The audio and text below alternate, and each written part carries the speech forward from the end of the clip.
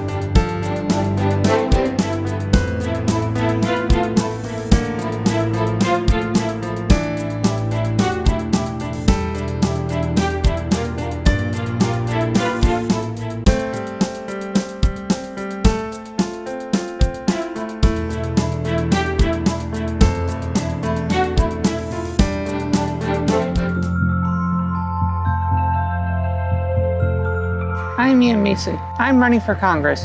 Our voters are at the helm in 2020 because our education has failed us. Our infrastructure has failed us.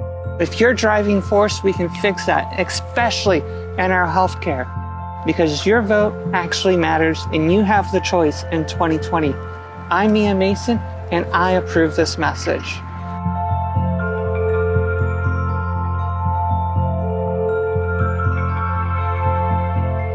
The broadcast is now starting. All attendees are in listen-only mode.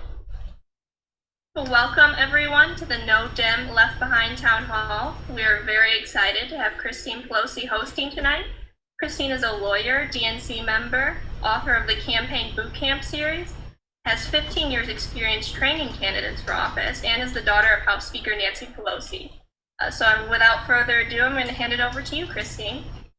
Thank you. It's so good to be here with these candidates, future House members from all over the country, and important from districts where Democrats are going to need to use all of our skills and all of our Unmuted. to make sure that we get out the vote, and that we make sure that, as my friend Jane Klebb, the state chair from Nebraska Democratic Party, always says, that we harvest the vote when it comes to rural voters, and that we beware the myth of the monolith, which is to say, when we talk about base voters in swing districts, that also means base voters in rural America.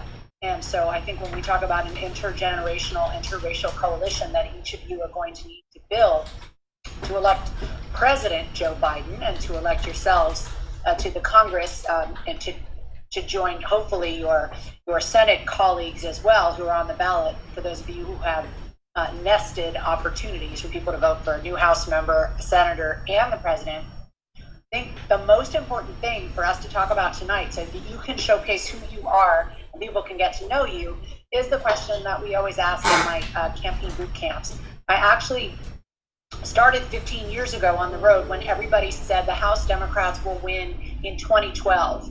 Hillary Clinton's second term on a new map will be able to win the House. Well, obviously we rejected that idea, and the good folks at AFSCME rejected that idea, and their public service workers couldn't wait. So we started to do a boot camp series for candidates around the country, and as you know, we won in 2006, 2008, and then again, finally, in 2018.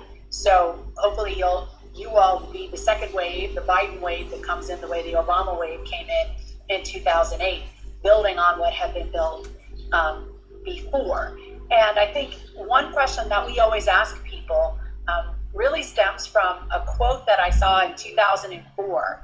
I was actually at an event in my mom's native Baltimore, and Elijah Cummings was there. And he was talking about children being the messengers to a future that we will never see.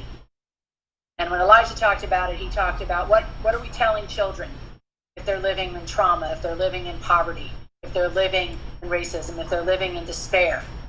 Boy, we miss him on days like today, because we know he would be telling us what we need to do. And we know he'd be sitting with George Floyd's brother in community when Philanese was testifying before the House Judiciary Committee today on the bill, the Justice and Policing bill.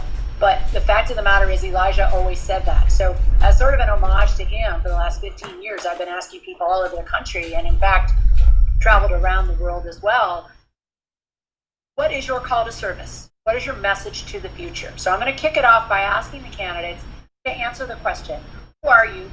What's your call to service? And when you win, what's the bill? What's your signature bill that you're going to introduce in the House of Representatives? So who wants to go first? I'll go first. Okay. Hi, I'm Rob Anderson, running in Louisiana's. Oh, there you are. You're back again. I'm Rob Anderson, running in Louisiana's 3rd Congressional District, which is the southwest portion of Louisiana, from Texas to the Chapalaya Basin. Includes Lake Charles, Lafayette, and many, many rural communities in between. My call to service is basically, a few years ago, I realized that I could no longer sit back and complain about government, that I was in a position to actually do something about it. My kids are grown, they're off to college, and I decided I would spend the rest of my life being broke and no longer chasing money, rather than sit back and watch what was happening to our country. Injustice left and right, people not being heard.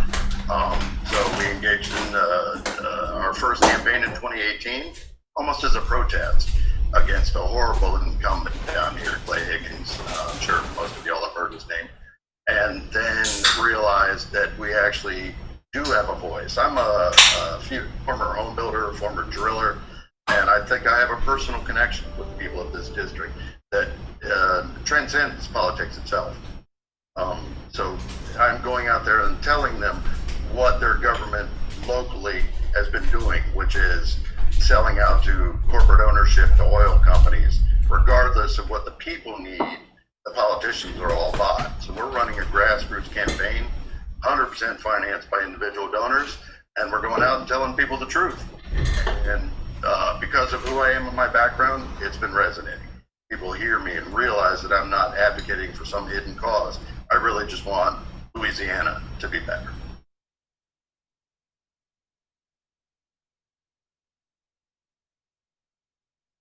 And your first bill that you're going to introduce and when you win? Oh, sorry, did I mute myself there?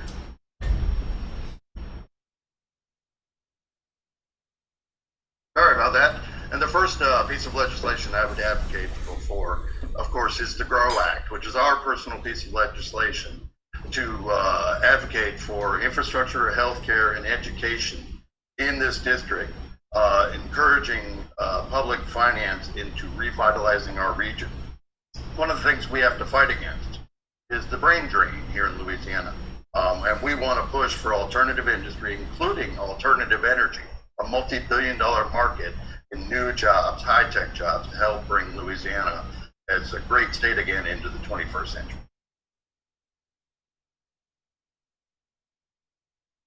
I can't hear you. Who wants to go next? That was great. Thank you. I'll go. Okay. Hi, my name is Natalie Klein. I'm running for U.S. House of Representatives in West Virginia's 1st Congressional District. And my call to service was when my husband and I moved back to West Virginia, being West Virginia natives. We'd lived in D.C. for about 5 years. When our son was 2, we chose to move back here because we wanted to raise him in the same kind of West Virginia that we grew up in here in the 80s. We wanted him to have a lot of similar experiences that we had. We had not been gone for very long, and it was quite apparent that West Virginia had changed, and we were experiencing a culture shock. And I just could not get over the fact that a place that made me who I am was causing me so much culture shock. So most of that was stemming from the opioid epidemic. We are at the epicenter of this epidemic here. And I cannot tell you how many times I have been in a grocery store and seeing the addicted parent pushing the buggy with their kids. And they're trying. They are trying to get by. They are trying. But there is no help. There is no way out. It's cyclical here. So that was my call to service. And our signature legislation that we are prepared to propose on day one is what we have coined the Family Reinvestment Act.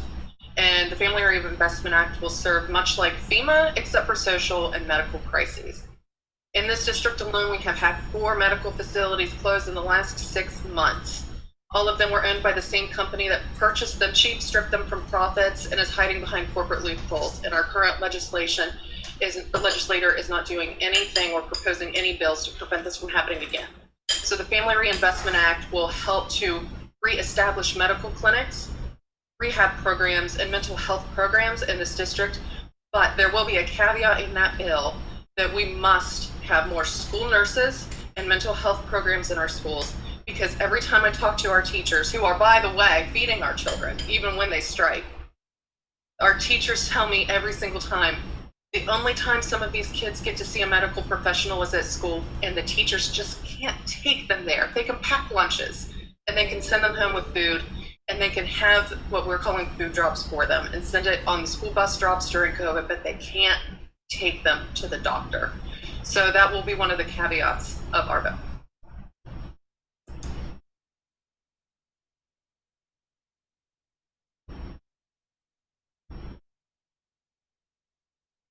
You're muted, Christine. Mia, Yeah. or Tom, or Alan? Who's going to go? Mia, you going to go? I'll definitely go. My passion began because of discrimination. I came here to Maryland looking for equality and realized that it wasn't really there. I was serving in the military through the DC National Guard and was discriminated against because I was transgender. Thankfully, President Obama changed that policy, allowed us to serve. And during that time of fighting to get back in, I lost my car, my home, my job, nearly lost my pension and my retirement. And then when President Trump came to office, I saw this great divide come through our country and what he was spewing as hatred to hurt us all. And I didn't want to see that happen to our service members. And Donald Trump tweeted about this on July 26, 2017 to ban us again. And that really changed me to, not do business anymore, make sure I fight for my retirement, and seek a political office, which is why I'm running for Maryland 1st Congressional District, won the primary, so I get to be the first transgender veteran in the entire country to win a congressional race. And it will make a difference once we restore the equity and equality, and that starts from the ground up, from our local leaders to our governors to our president, to make sure that everything is done correctly. So it is about advocating. I'm a friend, I'm a veteran, and to make sure that these people are out there who are losing their land, losing their education, losing their health care. We want to be able to make sure that it's first affordable and that they have a good paying job to bring that back in. So with Medicare for All, if I can afford $600 per year for Medicare, TRICARE for Life for an entire family, I want to be able to make sure everybody has that opportunity for their family at all ages with no exclusions. And that's what I want to be able to bring in the first 100 days in office, besides making sure that we repass all 400 bills that are sitting on somebody's desk. We have a lot of work to do. We most certainly do, and congratulations on your historic win. Congratulations to all of you on your wins, but you particularly on your historic win. That is very exciting. And obviously, as we all know, Maryland needs your representation and is a state that supports equality, and so the representation should too in Washington, D.C. of all their members. So good luck to you. Let's see, Alan, how about you? Tell us about yourself. Well, my name is Alan Ellison. I'm running for the United States House of Representatives to represent Florida's 17th Congressional District. My district is the largest congressional district in the state of Florida. It covers 9 counties in the centermost part of Florida. And I guess my call to service is akin to my spiritual gift, which is helping people. I just happen to be fortunate enough to be able to find a way to marry my spiritual gift of helping people to a career path where I can actually maximize my gift. And the things that, I want to be able to do in Congress is comprehensive, because I have a lot of constituents who suffer from all sorts of things. And so as a representative, the key thing that a person is supposed to be able to do is not to go there with their own agenda, but go there and represent the people.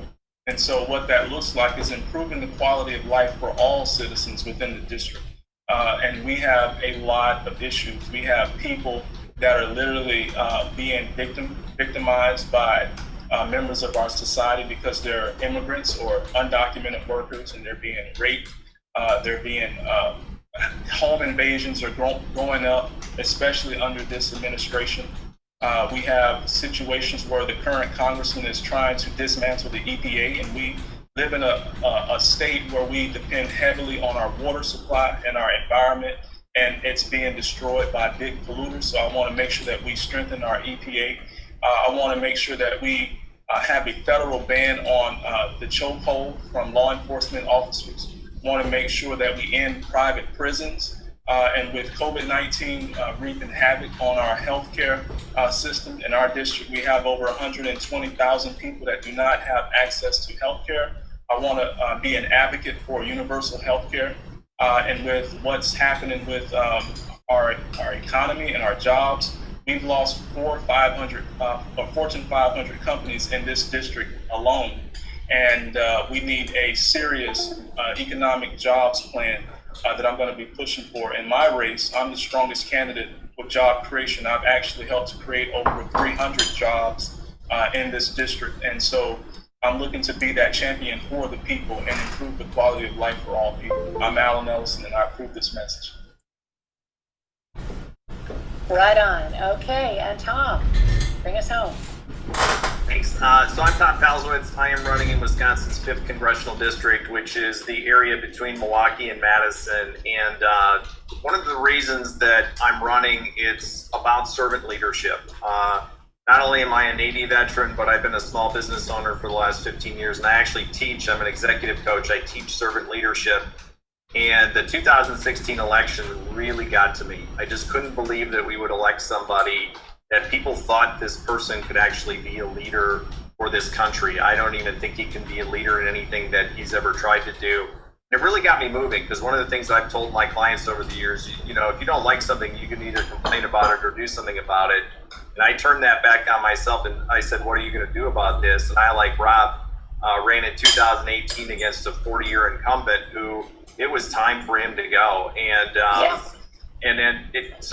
But it's really about, how do we elect people that want to lead for the good of all of us, not for the good of themselves? I think one of the biggest challenges we have in Washington right now, there's far too many people who want to be there for their own benefit and not for the benefit of the rest of us. And signature legislation for me is about climate crisis. I think everything else, if we don't do something about climate crisis and we don't start doing something now, 10 years from now, there's no turning back. So the biggest challenge for us is climate crisis. We need to shift fossil fuel subsidies over to green energy.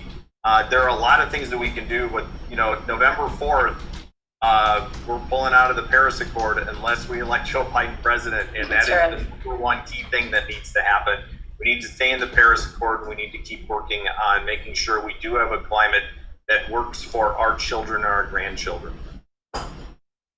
Beautiful. So well said. And as each of you have talked about, these issues are intertwined. Climate justice with racial justice, with police justice, with, of course, justice in healthcare. I want to ask you to give the audience a sense of what it's like for you campaigning in the time of COVID. What would you say was the one major adjustment that your campaign had to make and anticipates that you're going to have to make for the next few months between now and election day? So Mia, why don't we start with you? We'll go up and around this time. Mia? Well, the governor has made some pretty significant changes here. We're starting to reopen again this Friday. We can start eating indoors with social distancing, and a lot of places have simply reopened where other states have, seen double or triple rates go up. So we're looking to go back out there, start knocking on doors on this Monday. I remember several months ago, I was kicked out of 2 neighborhoods on the 12th of March and had to complete everything digital. So thankfully, I was able to still have this before I even started thinking about getting elected. And I was able to use it day one that I had to stay at home because the governor gave us a stay-at-home order. And then just making sure that we can call people. And it's great if people can volunteer with us. Rob, how about you?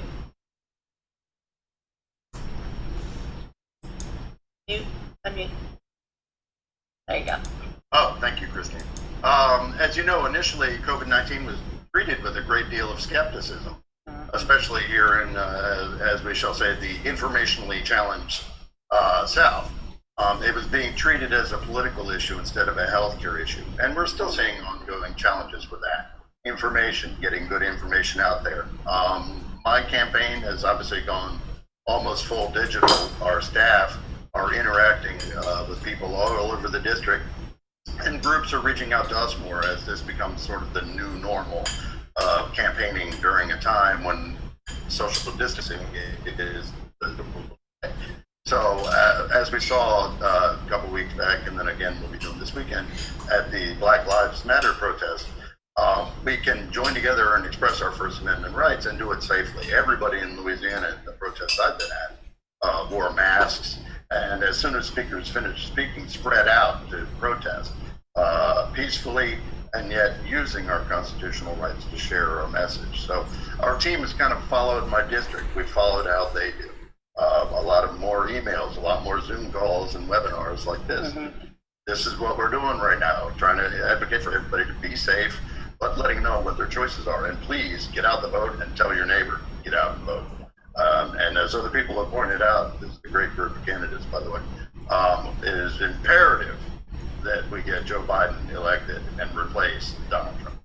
Well, speaking of which, Tom, you're a second-time candidate. So what's the difference between campaigning now in the time of COVID versus, full out on the streets before? And when do you go back out on the street? Yeah, great question. We spent the last go-round, I call it going out and finding all the Democrats. We really had to get the Democrats to be much more loud and proud. And so we worked with down-ballot candidates. We worked with up-ballot candidates. We we really worked hard to get out there, and Natalie and I were talking earlier, to be visible. Because if you're not visible, it's really hard for people to get to know you. And that's paying off now because we've built a great network across the 6 different counties in Wisconsin.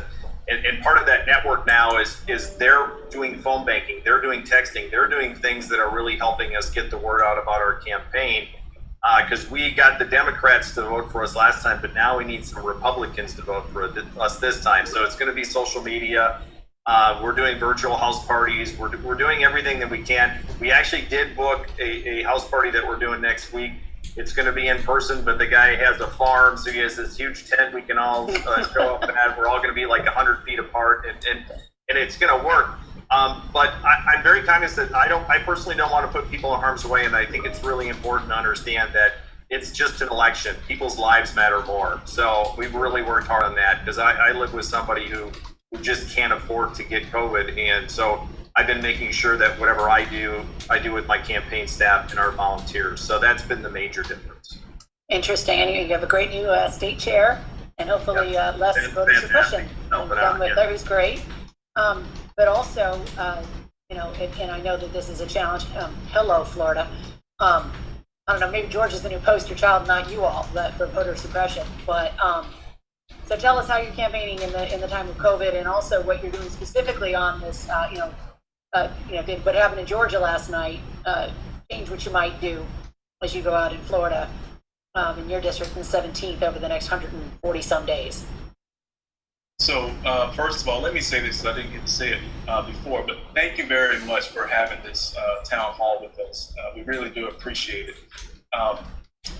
Prior to COVID-19, we were doing some very aggressive campaigning in this district. As I said before, we really haven't had true representation in a very long time in this district, and there have been various groups within our society that have felt that they just did not have a voice. So one of the things that our campaign was doing was we were going to all of the churches throughout the district, and I was speaking in as many as 6 churches every single Sunday. And we were reaching these individuals with our message. Our message pretty much transcends party lines, because it's a message of progressiveness that speaks to everyone about improving the quality of life. So when COVID hit, we took a blow because we were not able to get in front of people. And our campaign had to shift, like most of our campaigns have, to an all-digital campaign. And then we saw the death of our brother, George Floyd. And then, his life was snuffed out. And it has caused a movement throughout the country. And so one of the things that I always try to do is I try to take negative energy and do something positive with it. So last week, we rolled out the 9-minute challenge, which is a campaign to get people that really care about this issue and really want to see justice had to register to vote. Take 9 minutes to register to vote. Take a vote by mail ballot. And then when the time comes, take 9 minutes to actually vote like your life depends on it, because it actually does. And so the other day when we did that, we got over 500 new volunteers to the campaign, because we asked them to text 9 minutes to our campaign's phone number. And people did it at the Black Lives Matter movement. And we're starting to see more and more people that want to see real change get involved in the political process. And I'm a firm believer that if we're going to have change, we need to have it at the federal level, at the state level, and at the county level, which means we have to socially engage and we have to do political action. Oh, that's beautiful. I think we're all going to steal that 9-minute challenge, are we not? Everybody? Yeah. Wonderful. Thank you. And thank you for what you're doing. And that's a brilliant idea. Natalie, what's it been like for you campaigning in the time of COVID? No, we had to change our campaign, and we changed overnight. I'm very proud of that. Mm-hmm. When the campaign originally started, we started ramping up and attending everybody's events. Every county level executive committee meeting, every steak fry, every fish fry, we were there. We have 20 counties in this district. So when we really started kicking off the campaign after the first of the year, we said we were going to be in every single county hosting a town hall because our incumbent has not done that in 10 years since he's been elected. Oh my goodness. So people deserve to be able to speak with their candidate face to face instead of always doing a virtual town hall where the conversation can be controlled. So we were doing this when COVID hit. We didn't quite make it to all 20 counties. But overnight, we switched to a virtual platform, and we were doing town halls with No Dem Left Behind. We also did town halls with different county level executive committees. We hosted some of our own, and we also joined forces with other candidates in the state to take part in their virtual town halls.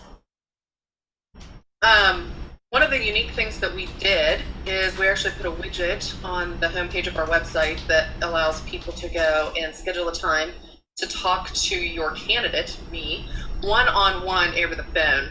And it was wildly successful. People couldn't believe that a candidate would be willing to speak to them on their cell phone and let them have their cell phone number and actually have a one-on-one conversation with them. And that really resonated with people, and we did very well with that. And right now, as West Virginia's been reopening, we are still not prepared to start doing in-person town halls again. We feel it would be irresponsible to invite the large crowd where we don't always know if people are going to follow PPE protocols and wear their masks. But we are going to start going out and being present physically at events where we feel comfortable and talking to as many people as possible, and start a huge canvassing tour and get back in all 20 counties. But we're also going to continue to do the call your candidate sessions, because people really appreciate when you listen to them, and that gets neglected far too much. So absolutely true, and each of you has given us hope, and we hope that there's no dem left behind in your districts. Come the fall, I know this is going to start very early. I mean, military ballots will be mailed out in 100 days. People will be voting, as Mia could tell us, and Tom knows. So you know how this goes, right? It's happening very, very quickly, and I think what we want to do is make sure that people are in touch with you. There are No Dem Left Behind friends. Have they been flashing your websites on the screen so people can get your information? Let's hope that's happening. But let's make sure that you all give us the opportunity to help you and stay in touch with you. And as you're having people go out and do the canvassing, it also gives you a marketing opportunity to make sure that PPE has all your campaign stuff on it. So I know you'll figure out a way either to gently attach a sticker or something to your masks, or have the mask in. So I think we'll be wearing masks for a while. So that's another, that's just another practical reality. Tom, I hope we see you in at the convention in August. I hope we have some sort of a convention in August. Otherwise, we might be Zooming with you. But before we hand it over to the next set of candidates, I just wanted to give you all a chance to do what we do at our congressional campaign boot camps, which is your congressional 1 minute. Because when you get to Congress, you get to talk for 1 minute on the House floor. So let's whip back around, starting with Natalie, and then we'll go around the circle. Give us your closing argument, 1 minute, why we should elect you to the House of Representatives. You should elect me because I care about your health, our jobs, and our children's future. I'm here to diversify West Virginia's job market instead of ignoring it and sending all of our resources, profits, and people out of state. I'm here to fight for your health care so that we can start seeing more medical facilities open instead of close. We have a big enough problem being able to afford health care, let alone access it here. So it's time we start having some options that actually work for us. And I will fight every single day to make the lives of our children more promising in this state. Right now, West Virginia loses 45 people per day to other states.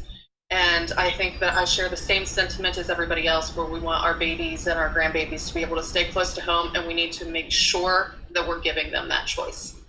So I'm Natalie Klein. I'm running for U.S. House of Representatives in West Virginia's 1st Congressional District, and you can find me at nataliekleinforcongress.com.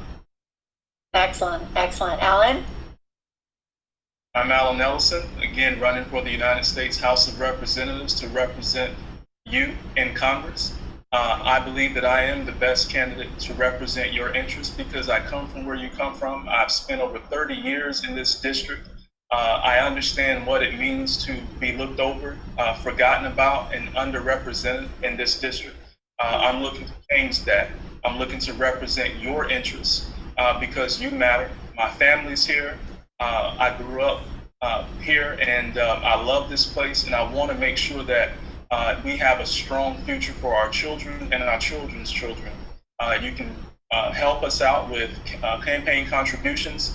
Please visit our website at ellisonforcongress.com. Also, you can help all of us collectively by visiting NoDemLeftBehind.com, and that's a great way to get involved with our campaigns, both financially and individually. And for those of you who are in Congress, please help us out.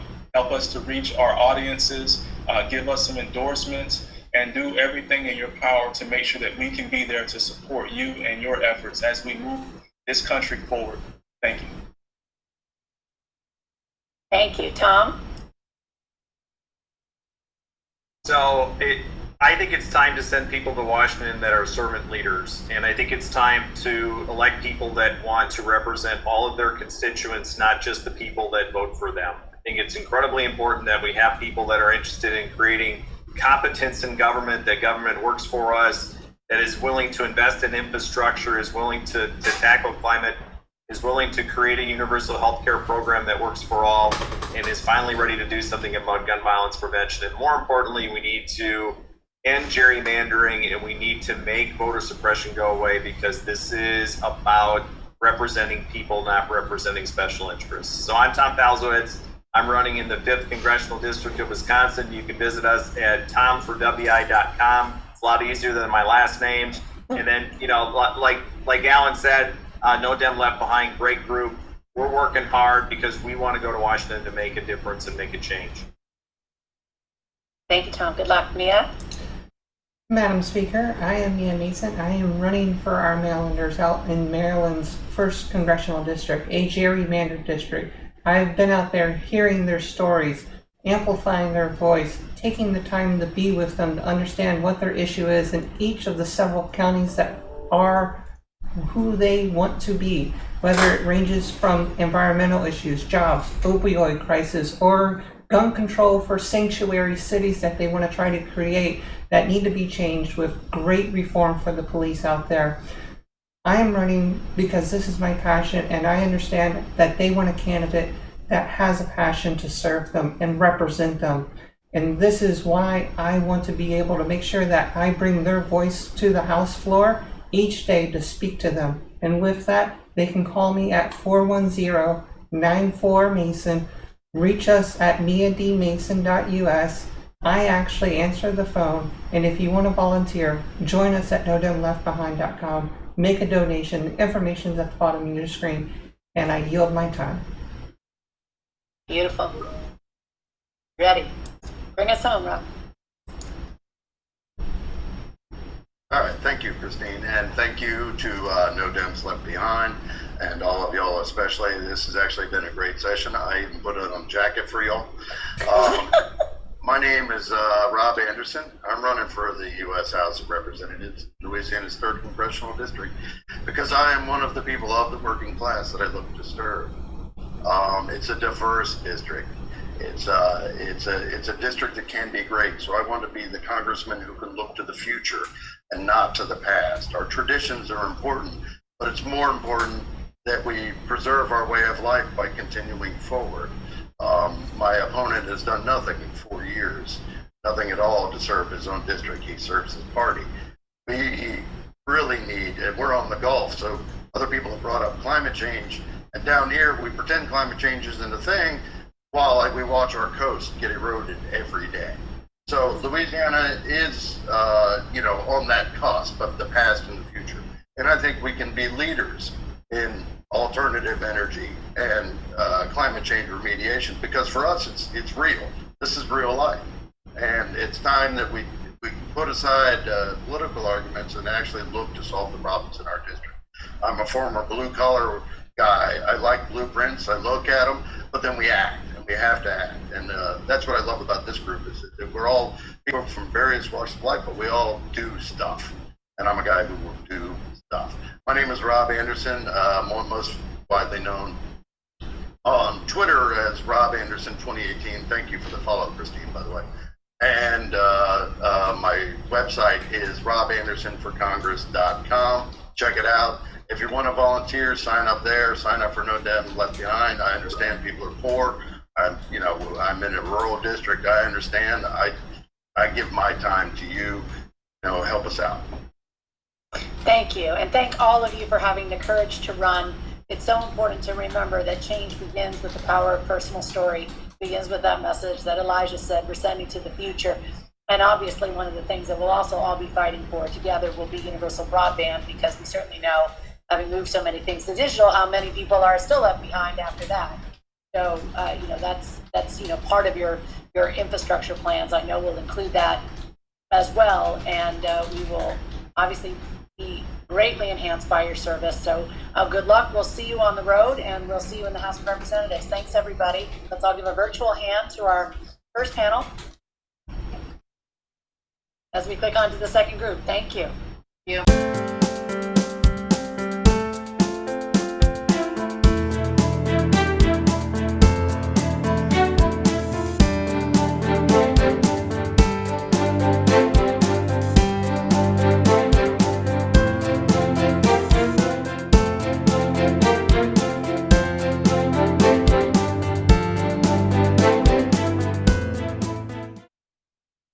Welcome, everybody. Well, you heard the first part, so you know what I'm going to ask you, which is we're just going to go around the little circle here. We'll start to my. Look, she keeps changing it up on me. That's all right. We're gonna start up at the top. But let us hear from each of you. Your call to service, what brings you to run for Congress, and what your signature legislation is going to be when you get there. Doctor, we'll begin with you. Hi, thanks for having us here today. We really appreciate it, and I know all of my No Dem Left Behind coalition members appreciate having such an enthusiastic town hall today.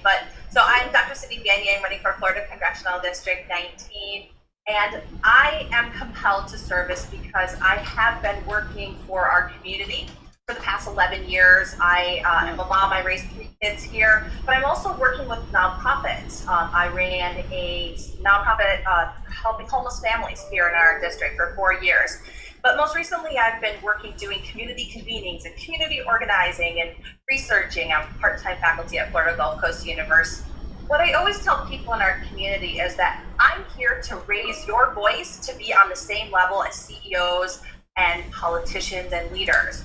And what I would do is I would write reports based on these community convenings, and I would take it to our leadership, and they would pat me on the head and say, thanks, and not do anything about it. And it really bothered me. And I realized that if we really wanted to see change in our community, if we really wanted to have the people's voice be served, they needed leaders that were ready and willing to listen to them. And so I'm working to be the servant leader that our community deserves. And that's what's compelling me and the technical side of things. But I also, when we're talking about signature legislation, I am somebody who actually has policy for everything. So I have like 16 policy pages. I'm a policy wonk. I'm a, like I said, part-time professor in political science. So this is my bread and butter. But my signature piece of legislation will actually harken back to my early days in activism in Southwest Florida around being a complete streets advocate. So working to make sure that we have multimodal transportation and streets that work for everybody. So my bill is called the Everybody Goes Bill. And it makes sure that we have good sidewalks, streets that are safe, slow moving, so that pedestrians can walk, so that our seniors are safe, so that children can get to school, people can ride their bike, and we can have generally safe transportation. I actually envision this being part of what I think is going to be necessary at the beginning of the 117th Congress, which is a massive, massive economic stimulus plan. So this is the type of thing that we can work into our fiscal policy to help restart our economy after everything that we've been through here in 2020. So I would like to make sure that we take our investment in infrastructure, which is going to be needed, and making sure that it goes into everybody goes. so we have complete streets and public transportation and all the things necessary to make sure everybody can get where they need to go. That's beautiful. Adam, tell us about yourself. Hi, my name is Adam Christensen. I'm running for Congress here in District 3 in Florida. The question that you asked, the last group, what made them really, what sparked them? For me, 2 years ago here in Florida, Parkland happened. And for me, watching that and watching the heartbreak and watching the terror and watching the fear and just this level of feeling like they couldn't do anything. No one could do anything. And then watching a group of kids, watching a group of young people that stood up and said, look, nobody's going to fix our problems for us. No one's going to fight for us. And so we have to do it ourselves. We have to be the change. We have to go out there. We have to organize. And the beautiful thing that I saw was a group of people that no one would ever expect to be able to have a voice, go out there and with passion and courage say, this is what we are fighting for.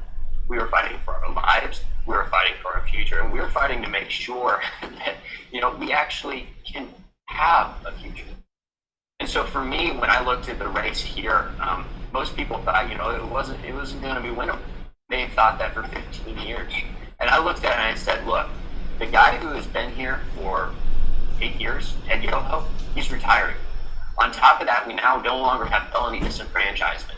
We have more voters. Our demographics are changing. And at the same time, we are able to reach people with passion and say, look, we're not going to complain about things any longer.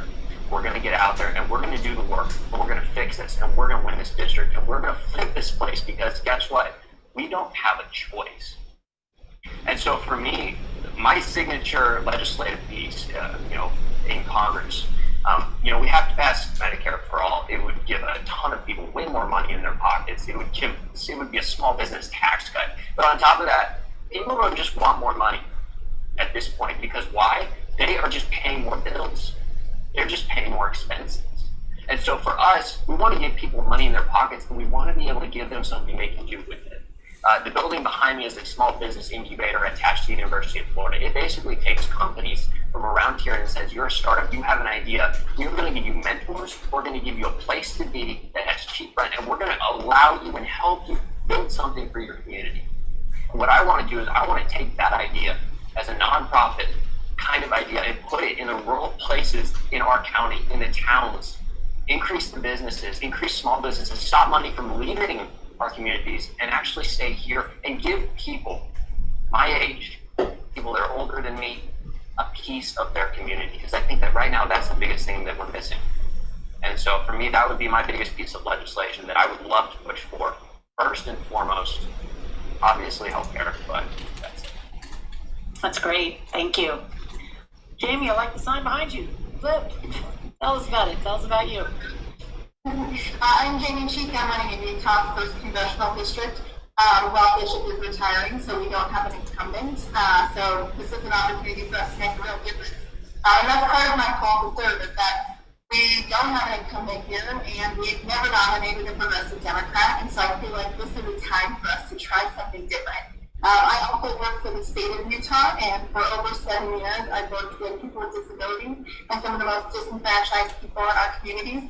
And I see exactly how laws made in Washington and in the state legislature affect those vulnerable populations. And I see the harm that is done when we add work requirements to Medicaid or when we reduce SNAP benefits. And it hurts when you see that happen. And I realized in 2016, being a consistent voter isn't enough. And I saw the awesome work that we did in 2018 to make such a difference and take back the House. And so I was like, why not? 2020 is the year. Rob Bishop's retiring. Let's do it. And then my signature piece of legislation kind of was talking about healthcare as the cornerstone of my campaign. We have over 50,000 Utahns who are uninsured or underinsured in my district. And so we need to do something different. So Medicare for all is a big piece. I know it's not going to happen overnight. Probably not even going to happen in our first session. But we can move the needle, and we can make progressive steps forward on healthcare and make it more accessible, more affordable for more people. Thank you. And so important to include people with disabilities in all our campaigns. As we're looking at the anniversary of the ADA coming up, the round number 30, Big 30 coming up this summer, I know that all of you will want to incorporate that celebration into your work, obviously in your policy platforms, but obviously your Get Out the Vote platforms as well. Because we do know while we want people to vote at home where they can, we also know that some people need to vote in person, and obviously we are always balancing security with the secret ballot, and so we want to make sure that those logistics are there, and obviously for the polling places that are there where we have curbside pickup and whatnot, that they are ADA accessible. So thank you, Jamie, for running, but also for the reminder for me to remind everybody, last panel and this panel too, that when we talk about No Dem Left Behind, we talk about all our people in the communities with disabilities, and that's not just the quote-unquote disability community, but it's the public school community where you're talking about children with disabilities and their para-educators. It's our veterans, many of whom are wounded warriors of one way or another, and of course it's our seniors. Everybody knows somebody who has a disability. There are also people with invisible disabilities, so the more we all are making sure that you incorporate that into your Get Out the Vote plan, and I'll be sending No Dem Left Behind my Get Out the Vote checklist, so you'll all have it and be able to use it. The 30 questions you should ask yourself, 125 days out, which is going to be in a week or two, and then start to answer in your campaign, the better.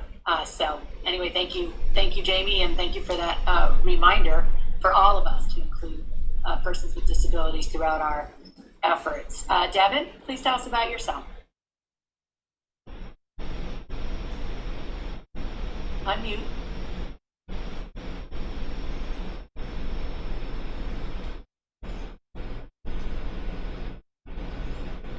I think he had a late night, so.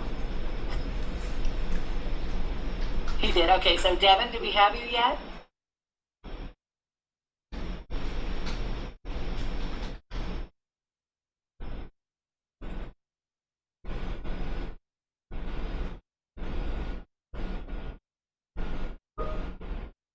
Can't hear you. But Devin's going to a runoff election, so he was one of the few in Georgia, so very exciting night for him last night, and so happy that he gets to fight for another day with us here at No Dem Left Behind. How are we doing, Devin? You want to go to Michael and then come back? I'm back. Oh, there we go. All right, there we go. All right. Technical difficulties taken care of. There you go.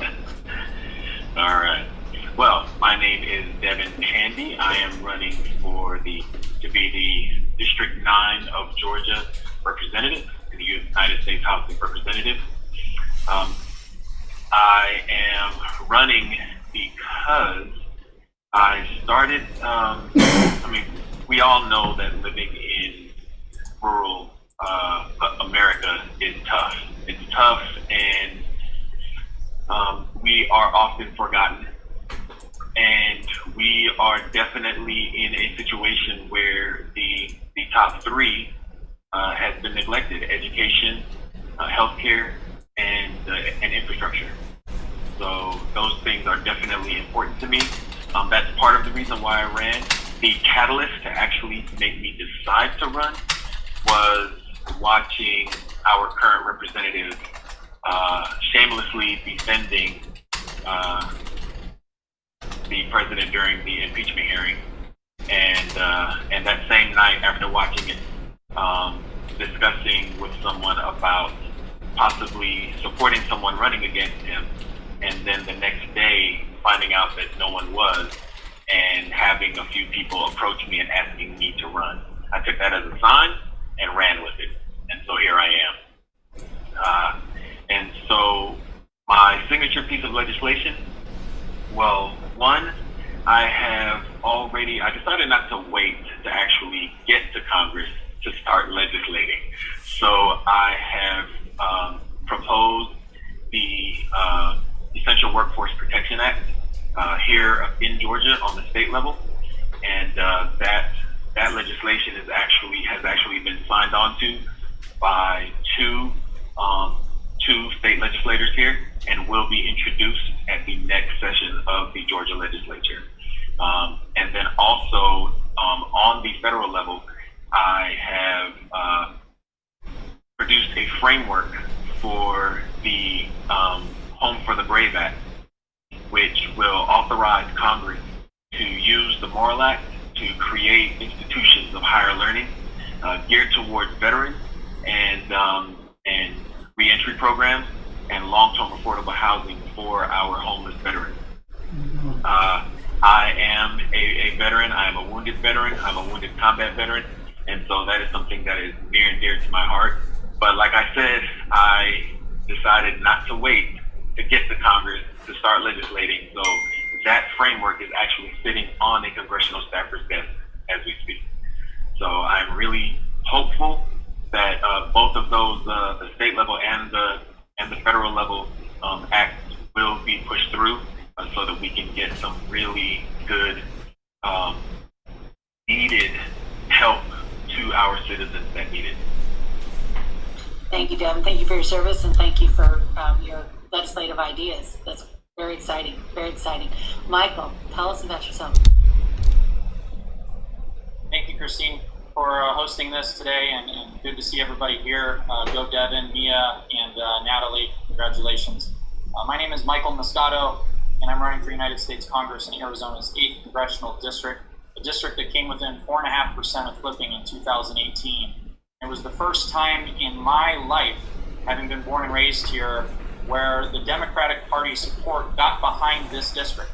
And we almost did the impossible. And now it's going to take the hometown kid to finish the job. And that's exactly what I'm here to do. And when you asked a great question about what was my call to service. I had a unique path. I grew up, I played professional baseball. I had a unique opportunity there. I came back home from that to a recession and no job opportunities. And in my experience becoming a professional video director and crew chief in the music entertainment industry, traveling the world as a small business owner the last 7 years, I've seen that American dream of being able to lift yourself up and by your bootstraps and put in that work. That American dream is becoming harder and harder to achieve for everyone. The youth of today in my state continue to leave out of state because we don't have the job opportunities. And as I traveled the world, I noticed that my brother and other service members like Devin didn't have enough funding for their Humvees. I watched as our first responders who risked their lives in 9/11 took people like Jon Stewart to bring to the media attention to make sure that their benefits were taken care of. I saw our VA system in shambles. I saw our education continuously efforts to defund it in Arizona. And I saw the same people in office year after year after year doing the same policies, resulting in the same outcomes. And that includes my opponent. I'm a person who likes to do things. I'm not going to sit back and allow the same thing to continue to happen. I step up to the challenge, and that's what I've done. And I plan on taking this election home. I plan on winning this handily this year. I'm really making a statement for this district and the people of my hometown who, like me, believe the job of a member of Congress is to represent the people of the district, not a political party's leadership. And I think we'd be a better country if we had more representatives like that in office. Now, to your question about legislation, I realized going into this, I'm going to be a freshman congressman. And I know that doesn't add up to a whole lot of weight from what I've heard. But I'm going to support things that we all need, like better healthcare, more affordable healthcare, more expansive healthcare. But as we've seen recently, as a business owner, as one of millions, I've watched as we have leaders in office who expect small business owners to have 6 months of savings in their pocket when most margins for small business owners across the country are just enough to put a roof over their heads and food on the table. So what I want to do is make ownership of the buildings of small business owners more accessible. Something that, if hard times come to play, they have equity, that their sweat equity has been put into an ownership. There's no 401k for a small business owner in this country. It's whatever you can do to put your work in. So I have a plan to bring that to Washington, D.C., and I have a plan to win this election. So thanks for having me. That's great. Thank you. So, Devin, we're going to put you on the spot because you're Georgia, and we all saw what happened in Georgia. So tell us a little bit, and then some of you, hello, Florida, Arizona, you know, you got your fair share of voter suppression too. So tell us what your campaign is going to do, or what advice you have for other Democrats around the country and for your own supporters about what can be done to stop the voter suppression that we saw in your state last night. Yeah. Whew. Well, the first thing you can do to end the voter suppression that you saw in my state last night was vote. Vote for the people who you know are going to have your back. Vote for the people that you know are going to do the right thing for the people, not what is right for the party. Now, yesterday, I decided, after I heard about what was going on in Cobb County and Fulton County, those counties are not in my district, but of the 20 counties in my district, I drove around to 3 of them, and I stopped at a few different polling places. Lo and behold, in District 9, where it is 86.9% white, we had 0 issues. We had no issues that I saw myself, no issues that I heard of from my future constituents, and that's great. I'm so glad that everything went smoothly. But now you go back to Fulton County and Cobb County, and you look at the demographics there and all of the issues that they had, and that will tell you a lot. And so Stacey Abrams said it well. Our Secretary of State could have spent that $400,000 that he spent on new machines, and he could have hired 2,600 poll workers at $20 an hour to make sure that things ran well. So, like I said, vote, and we have to get out there in droves, because like we saw last night, just the bare minimum of us voting plus the voter suppression that is actively going on, we need 125% of us to vote just so that we can get 65% of us to count. So true. We have to be really focused on those votes, and on those votes early, starting with when the active duty military folks are voting with their overseas ballots, in just 100 days. So it's really, we're coming up on the deadline. I'm curious, for those of you who are running in states where there's also a very contested Senate race or presidential on the ballot, how you're working that. Let's go to Arizona, because Arizona, you are the next state to flip, right? You're the next state to flip, and Mark Kelly's running a very strong race against McSally, the appointed senator from Arizona. So how does your race fit into Joe Biden and Mark Kelly's races, and how do you think that has an impact on your race? And you have your volunteers are for all 3 of you, and are those 2 candidates going to be helping you? How does that work? Michael. So we play a big role in helping Mark Kelly and Joe Biden flip a county in an area that gave Donald Trump a lot of votes. And the way that we do that is there's a lot of infrastructure in Arizona and attention, and we're excited about it. And it allows us to bring out the Democratic turnout, and it allows a campaign like ours to provide outreach to the independents and disenfranchised Republicans that we need to win the election, and that we need to show that candidates like myself and Mark Kelly and Joe Biden are going to represent the people of America. They're not going to play the partisan games, and they're not going to be on the extreme side of the country's issues. We're going to be a steady force. So our volunteer game is very strong. Our field game is strong. And it's going to be able to allow us to reach those people for them. Obviously, with the coronavirus situation, things transferred into a digital platform.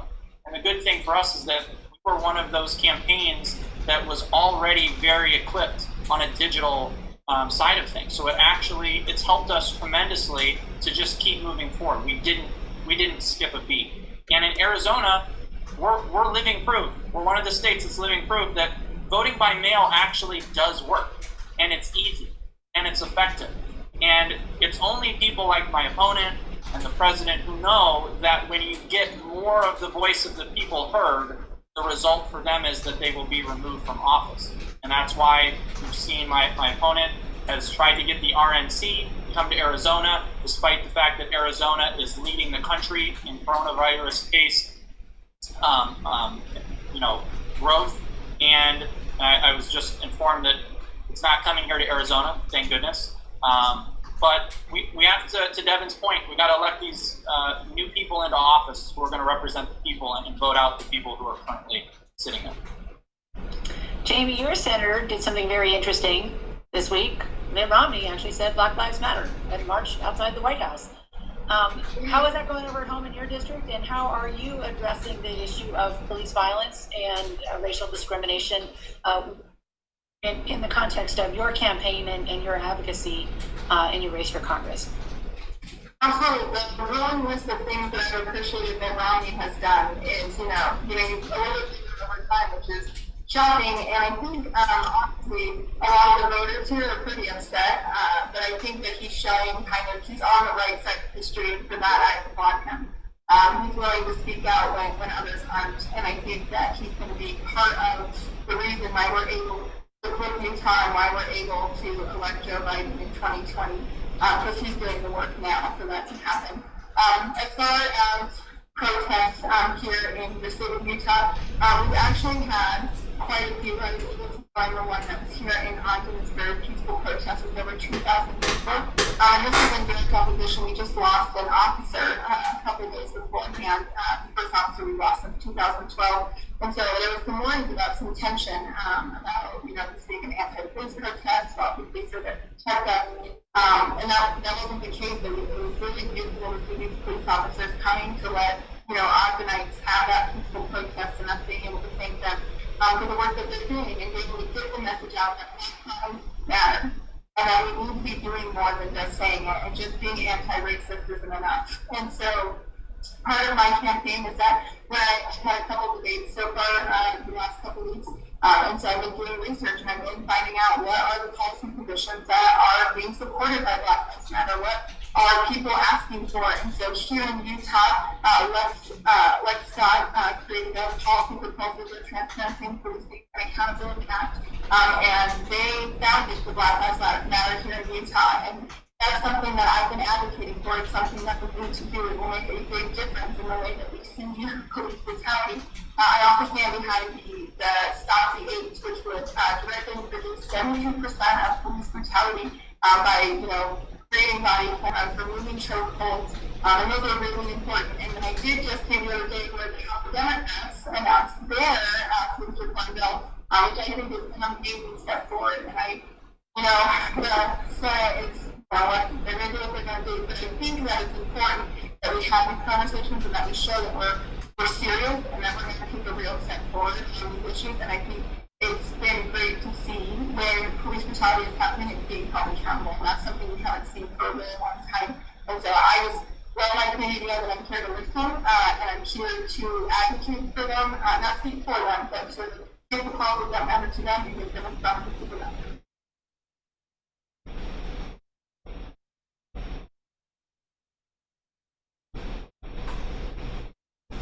Very powerful testimony today by Philanese Floyd, George Floyd's brother. I encourage you and the audience to take about 6 minutes of his opening statement, but so powerful. And I spoke to the speaker before coming on tonight and told her I was going to be with all of you.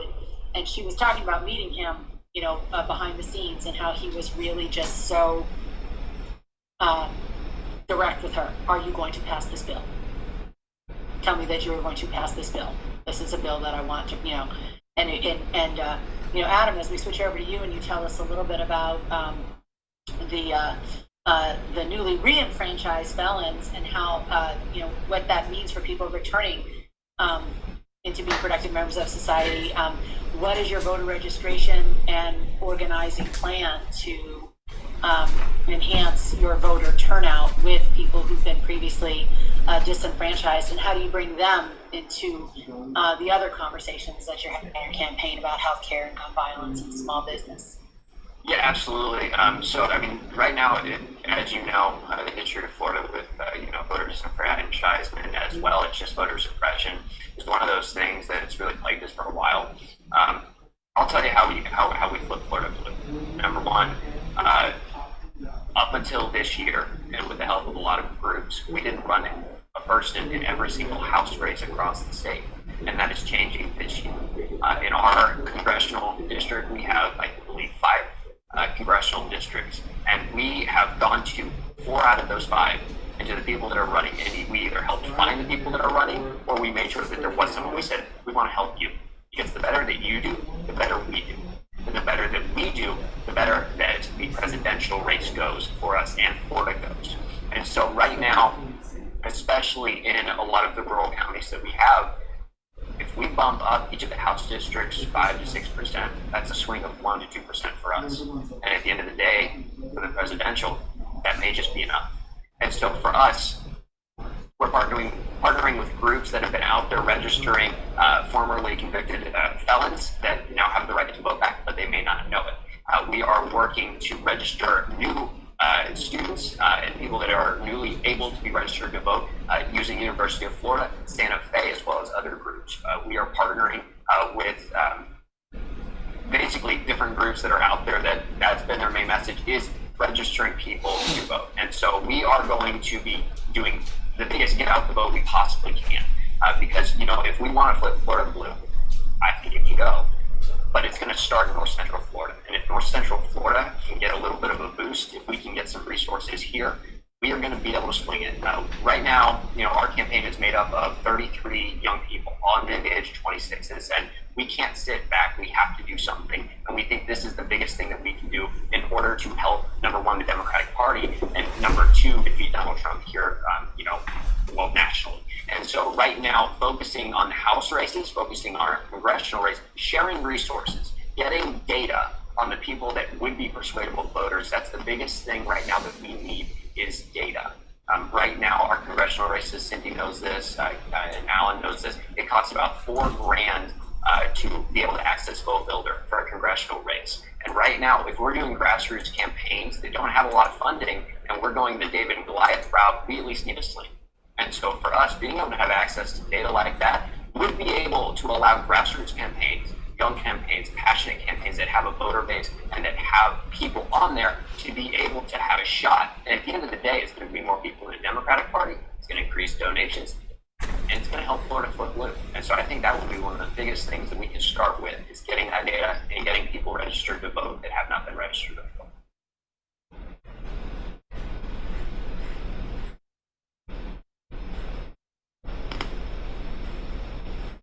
Unmute yourself. How are you, Cindy, going after those independent voters and fed up Republicans that you're going to need to add to your Democratic tally in order to win? Oh yeah, that's a really great question. My district right now, we have our incumbent is retiring, so this is an open district. I think it's going to be one of the most exciting races in the state of Florida. By the way that the 10 Republicans who have lined up are ready to go and raring to go and calling me a socialist on Twitter and attacking each other all over the place and all on pledge undying loyalty to Donald Trump. So I think what we're really going to be able to do in order to flip this district is to appeal to the people who are the regular everyday people in this district who are hurting through the coronavirus, who are hurting because of what we see around the country in relation to civil unrest and police brutality, and they are tired of not having a leader and not having a voice. And those two things, they're different, right? Because we need a leader, but we don't need a strong man. And that's what we got. We got the guy that's going to bash it down and just keep bashing it until everything is fine. There are so many people in my district who are tired of that. They are tired of this, let's just jam it in there and we're going to fix it and we're just going to lie and we're going to deceive. There's enough people that know that example, in the state of Florida, our coronavirus numbers are going back up. So maybe we should have had a little better leadership on how we were going to address that pandemic. And, you know, we're sitting here in Lee County. I'm in General Robert E. Lee County, fighting to get the General Robert E. Lee statue in downtown Fort Myers to not return, because we are the only place in the country that took down the statue and gave it to the Confederate group to save from the protesters. We gave it to the racists to protect from the people who have been hurt by its racism. And there's enough people in our completely crazy. So what we're trying to do is go at the issues, not let the deflection that happens from every single one of the Republicans in this race to affect them and affect the way that they know and they feel and they see the things happening around our community. They know that some of these things are wrong. They know that we need to have public health policy. They know that we need to have police reform. And they need somebody who has the knowledge and ability to do it. And I bring that to the table. So I bring that to the table, and that's how we've been messaging this across the district is, you know, you really want somebody who knows how leadership and government works, because these problems are coming from a lack of leadership and a lack of governance structures, then you might want to elect somebody who knows how to do that. And then I take it a step further and say, I'm a working mom, I'm a single mom, I'm a lot like a lot of people in this district who are struggling to get by every single day. I'm not somebody who came down here to retire and thought it would be fun to run for Congress. I'm not somebody who took $30 million of their Dunkin' Donut dollars to invest in this race just because, gee, that would be great too. I'm a regular working person working for regular working people here. I'm a mom. And now, in these times of uncertainty, we need our moms. Because what do moms do? Moms lift us up. Moms tell us the things that we need to hear. They provide us comfort and they provide us strength.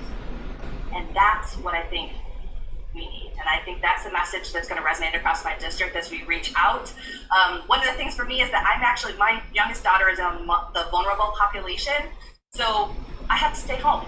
So I've been leveraging every single piece of digital technology that I can to get this message out all across social media, virtual town halls like this. I got a podcast and connecting people. I have texting campaigns, phone calls, just trying to reach people because I have to stay home. I've been doing a lot of back-end advocacy as well. And I think there's a lot of people that are like me too that need to protect their families in this time. And so that's what I'm doing. That's what I'm working and just reaching out and letting everybody that if they send mama to Congress, things are going to get done. Well, obviously, I'm not going to argue with you on that point. We're all for that. Closing arguments. We're going to start down with Michael, then Devin, then Jamie, then Adam, and then back up to you, Cindy. So let's hear your congressional 1 minute. Tell us why we should volunteer for you, vote for you, and give us your website or other contact information. Okay, thanks. Outstanding, and thanks again for having us. Everything I am and everything I ever will be is right here in my hometown. I'm born and raised here, and 2-3 months ago, I had a vision for what my children's future might look like. As I sit here today, unless we change things in Congress and unless we change things at the top of our leadership, whether it's at the federal level or the state level, that future isn't guaranteed for us anymore. And I've said it from the beginning, our hometowns, our families, and our country are always worth fighting for. And that's what I'm here to do. I'm here in an area that for 36 years of my life has been controlled by one party and a handful of people. And if your life isn't where you want it to be, we need to hold those people accountable. And we need to put it in the hands of a person that's going to represent the values of the people of the district, not the political party or the party's leadership. Thank you for having me on tonight. You can follow me on Twitter, Michael_Moscato, Muscato, like the wine, but my mother does say that I'm sweeter. You can also visit my website, Moscato4Congress.com. Thank you, and everybody take care.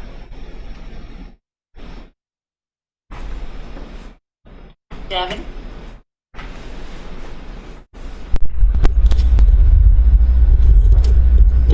Andy, and I am a 21-year wounded combat veteran. I spent the entire first 2 decades of my life serving this country. I wish to do so again, this time instead of from Iraq and Afghanistan and Kuwait, from Washington, D.C. I am striving to let those who do not share my party politics know that I will represent them just as vigorously as I will anybody else. I want those who look like me and who are conditioned to think that their vote does not count. It does. It very much so does. Ask anyone who put someone into power now if it counts. It absolutely does. So I am running to give people a choice. We have not had a real choice in this district for over two decades. It's time for a choice. It's time for a change. Time for Devin Pandy. And you can follow me on social media by searching for @DevinPandy for Congress. And you can also go to my website, which is devinpandyforcongress.com. Thank you, Devin. Jamie. Awesome. So I'm Jamie Cheek, and I'm running to be the first Democratic Congresswoman for Utah's 1st Congressional District. I'm running a progressive campaign, a grassroots campaign, a fighting campaign for Utah. We need a race for the families of Utah. We need a race for the rivers of Utah, and I am the one who's willing to have that fight for you in Congress. We need a change. We have our primary, the ballots just dropped this week, and we have to have it by June 30th. If we want to flip this seat in 2020, we have to nominate somebody different. We have to try something new, and that's how we're going to make a difference. We are going to give the people of Utah a voice, and that's why we're going to vote Jamie Cheek for Utah. My website is cheekforutah.com. My Twitter is @cheekforutah, and you can also find me on Facebook. Wonderful. Adam.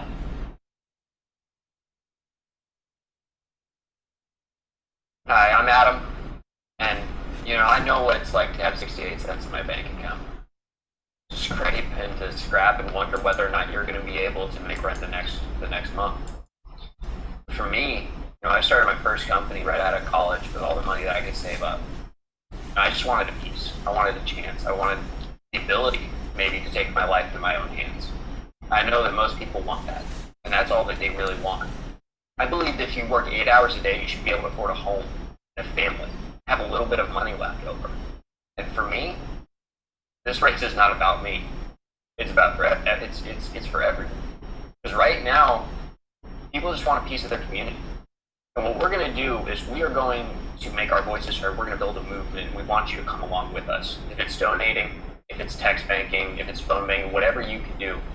Because the better that we do, the better that our voices are able to get to places of power, the better we're all going to do.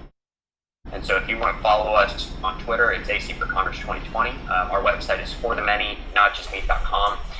And, reach out to us because we would love to have you. And we can use all the help we can get to flip this place. Thank you. Thank you, Adam. And Cindy, bring us home. Absolutely. So it's very clearly close to my children's bedtime right now as they're trying to break through my door. But my name is Dr. Cindy Vanier. I'm a congressional candidate for Florida District 19. That's coastal Southwest Florida, Fort Myers, and Naples area. I'm a mom and small business owner, and I'm fighting for our water, our health, and our community. And I was actually really ready to serve our district and ready to fight for the people. I was particularly compelled to move when my daughter, who was just here, fell ill as an infant. And while she was in the hospital fighting for her life, I was fighting the insurance company, worried about my entire family going bankrupt. And that's something that no one in America should have to worry about. So I'm here to be the servant leader that people in Southwest Florida need. I'm here to be the mom, the strength and the comfort that we need in this time of turmoil in our country. And I'm also here to fight. I'm here to fight all the bullies in Congress because remember, I'm a former professional boxer. It's over here. Oh, wow. So if you're worried, buddy, don't get it wrong. Don't get it twisted. I'm a mama bear. I don't fall apart. I'll take those punches and keep on going and fighting for the people of Southwest Florida until we have a Southwest Florida and an entire United States where the sun truly shines on everyone. So I would love to have you follow on Twitter. That's where I'll the conversation happens, SWFL Mom 2020. And also don't forget to follow our coalition, No Dem Left Behind, NoDemLeftBehind.com, and at NDLB 2020, hashtag NDLB 2020. So follow us along and give us your support, volunteer for us. We got a great ambassador corps, and we also need these dollars. All of us are running here in these deep red districts. We're like the long lost orphans sometimes, but we're fighting so hard because everybody deserves a chance, and we're not handing anything over to the Republicans this time around. 2020 is our year, everybody. Let's bring the blue wave. That is beautiful. Thank you. Well said. Thank you to NoDemLeftBehind.com and everybody who's been watching and following. Follow these great candidates on Twitter. Let's all take up the Ellison Pledge of the 9 minutes and ask people to spend 9 minutes doing something meaningful by voting for all of our lives.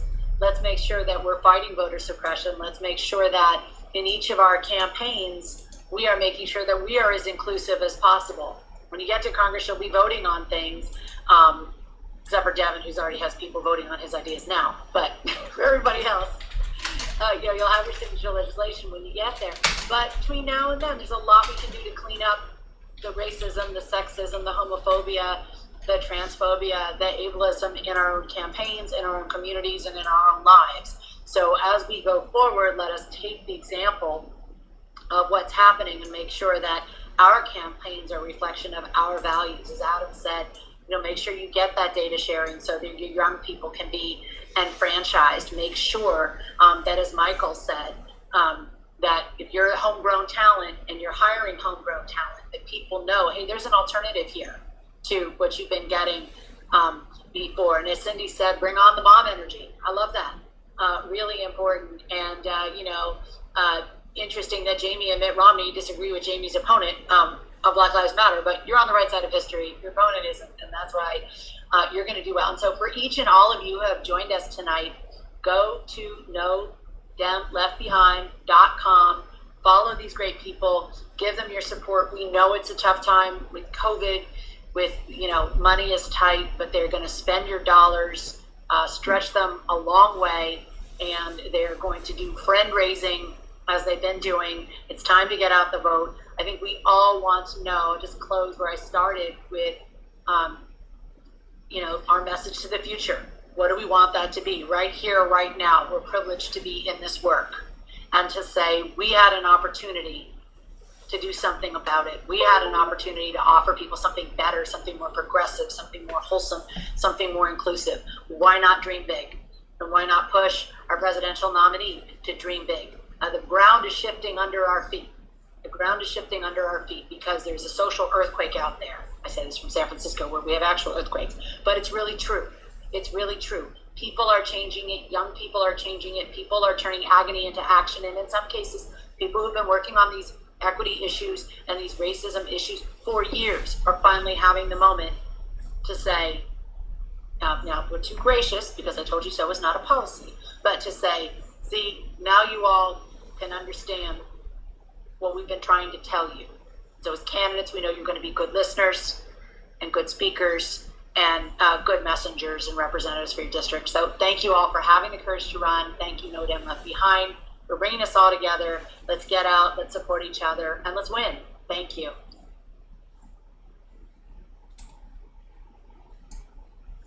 Thanks, Christine. Well, there you go. You have heard it from our hosts tonight, our speakers from all across the nation about why you should vote and support us at No Dem Left Behind. It is super critical that we get the volunteers to help us out, especially here in Maryland's 1st District.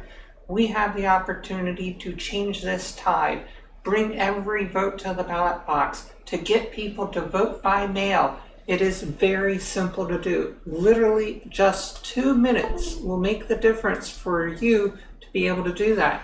You go to vote.org, request your ballot. It will come in the mail. You take that 9-minute pledge and you fill out exactly who you want to win. Joe Biden, Mia Mason, and our other town ballot races that are super important in every county that is going to be there before November 3rd. Make sure that it's postmarked. Make sure that you help us send the mail. Make a donation. It's super easy to make sure that that happens for us. Everything makes a difference. We stretch those pennies to make sure that it goes in the mail and comes directly to you, and we come and knock on your door, give you extra literature so that you can give it to your neighbor. It goes great on the fridge so that you can remember to vote, and to vote by mail this year. Stay safe, stay healthy, maintain your washing of the hands and the mask. You'll see us out there. We want you to come and volunteer with us. Once again, there's the website, miadmason.com/volunteer. We're sending out the emails this week, and we got the videos and the training to go. We're ready for you. This election is going to be winnable, even if it's by one vote, and it will count because of your efforts to help us. Thank you. Good night. We start on Monday.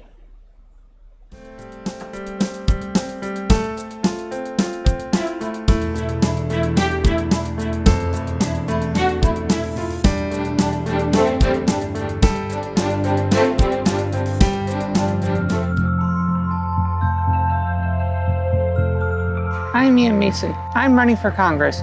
Our voters are at the helm in 2020 because our education has failed us. Our infrastructure has failed us. If you're driving force, we can fix that, especially in our healthcare, because your vote actually matters and you have the choice in 2020. I'm Ian Mason, and I approve this message.